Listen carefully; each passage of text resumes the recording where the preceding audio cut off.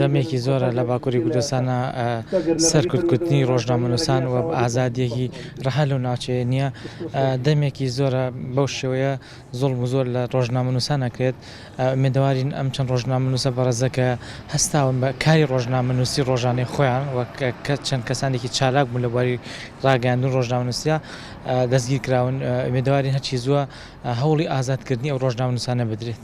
بەداخەوە لە باکووری کوردستانە ینی مانەوێت نەمانوێت ئێستا ئێمە ڕێژەی کورد لەو ناوچە ژمارەیەکی زۆرە و بەداخەوە ڕۆژ بە ڕۆژ سەرکوتکردنی ڕۆژنامەنووسان دەبین و ڕۆژ بە ڕۆژ زوڵم و زۆری تورکیا ئەبینی بەرامبەر بە گەلی کورد و نایەڵێت ئەو دەنگە ئازادی کە لە باکووری کوردستانایە بگاتە هەموو جیهان.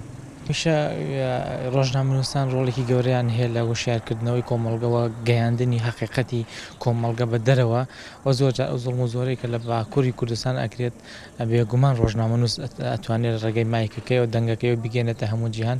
بۆیە زۆرجار هەوڵە دەرێت ئەم دەنگانەکە بکرێنەوە بۆی ئەو دەنگە ناڕازیانە ئەو زۆڵم و زۆرەی کە بەرامبەر بە کورد دەکرێت لەو ناوچەیە کە بکرێتەوە پیشانی هەموو جیهان نەدرێت. بۆیە ئەمە بەداخەوە ئەتوانین بڵێن کەبکردنی دەنگی ڕۆژنامەنووسانە بۆیە ئومێد دەکەین هەرچی زۆر ڕۆژنامەنووسانە بەڕێزانە ئازاد بکرێن و بگەڕێنەوە سەر کار و پیشی خۆیان. ئەگەر دیقەت بکەین چوارچێوەی گشتی دەوڵەتی تورکیا ئەو جوگرافیایی کە پێوترێت تورکیا ئەتوانین بە شێوازێک ناوزەدی بکەین کە کراوەتە زیندانیشی گشتی وەڕاستی چکە ئەوەی کە ئەمڕۆ ئەبینین ئەوە تەنها دەنگە ئازادەکان دەنگی میدیایی نییە کە لە زیندانەکان تون دەکرێت بەڵکو ئەوە ڕەشبیگیریەکە گشتی لە چوارچێوەی دەوڵەتی تورکیایە کە لەسەر شەقامیش ناتوانرێت هیچ دەنگێکی ئازاد هیچ میدیاکارە هیچ ڕۆژنامەنووسێک ئەوەی کە ڕاستینەیە ئەوەی کە پێویستی کۆمەڵگایە ئەوەی کە کاری ئەخلاقی میدیاییە ئەوانش زیندانی کراون ئەوانش بەڕاستی دەگیردرێن.